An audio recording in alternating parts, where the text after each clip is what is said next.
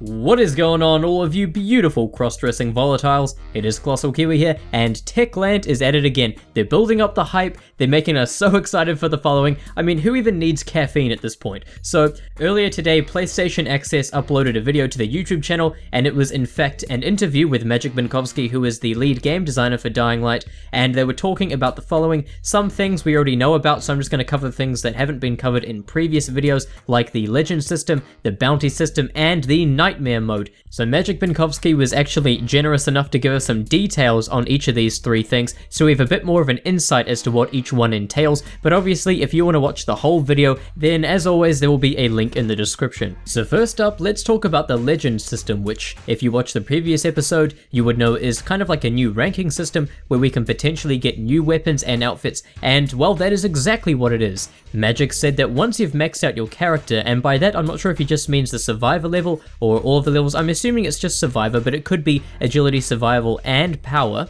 then you will have access to legend levels, and there are actually 250 of them. 200, that's a lot of levels, and that's a lot of game time, a lot of longevity, so I commend you for that, Techland. This is going to give us something new to do, something new to work towards once we have completed everything else, because we're going to be able to get access to new weapons and new outfits. In fact, Maciej said that there are going to be approximately 100 new weapons or weapon skins, and there are also going to be new outfits, obviously, and even player emblems to show off. Not 100% sure what he means by player emblems, maybe it's like a little icon that appears next to your name when another player looks at you, but either way it sounds awesome, and once again it's going to be really nice to have a bit more longevity in the game and have short-term, long-term goals, and new incentives and rewards for leveling up. Next up, we also got some new information regarding the bounty system that's going to be coming our way, because previously we didn't really know much about this. So Maciej said that there are going to be 3 different types of bounties. The first one is like a basic, simple kind of bounty that you can kind of just work your way towards over time, like cut off 20 legs or arms, things like that, kind of like passive goals I would call them. And then the second kind of bounties are daily bounties, which are basically just daily challenges from day 1 of the release of the following and the enhanced edition of Dying Light. Techland is going to be giving us a new daily challenge or daily bounty every single day, and it sounds like the purpose of these daily challenges is to get you to try something new and maybe switch up your playstyle. Like one of them could be climb up to the top of the highest bridge in Haran and then try to make your way down without taking any fall damage, or try to drown a volatile, which brings back beautiful memories.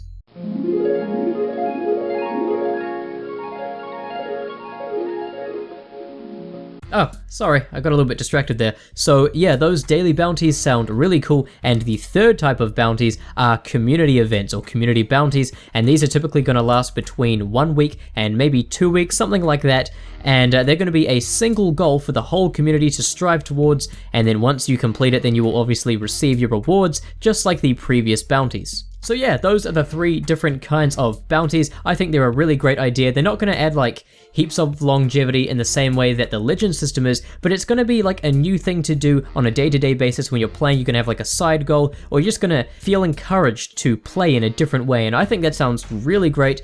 And lastly, we got new information about the nightmare mode. So once again, we all remember the hard mode patch that we got where they added a new difficulty to make things, well, more difficult, and they're stepping it up again for those who want a bigger challenge. And one of the main things about the nightmare difficulty, other than obviously you're going to have stronger enemies in your game, it's going to be harder to defeat them, but every action costs stamina. By the sounds of it, the skills that you have from the skill trees like unlimited sprint, unlimited combat stamina and all that, those are going to be useless, I think. You do have limited stamina, and it is very limited by the sounds of it. Every kind of action, jumping, running, swinging a weapon, everything's going to cost a lot of stamina, and so you're going to have to gauge how well and how many enemies you can fight at once, because if you encounter a situation with heaps of enemies, you're going to run out of stamina very quickly, and you're probably going to die. Now, the second point that we learned about the nightmare difficulty is that it is the most efficient way to gain legend XP and rank up your legend level.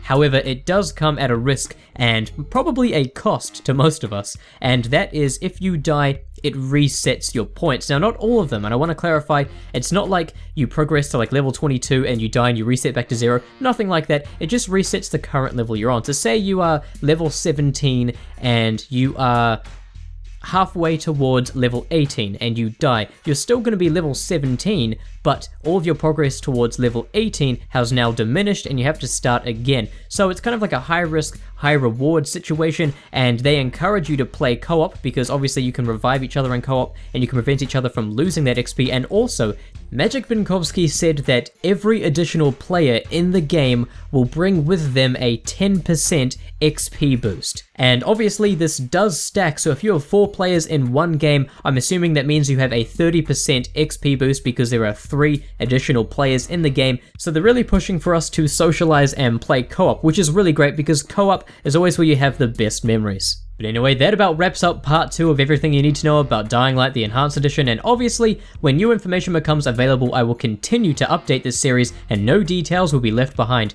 But anyway, I would like to thank PlayStation Access for conducting this interview. Thank you to Maciej Binkowski and everyone at Techland for making wonderful games and giving us this information and getting us so hyped. And thank you for watching this video. See you guys!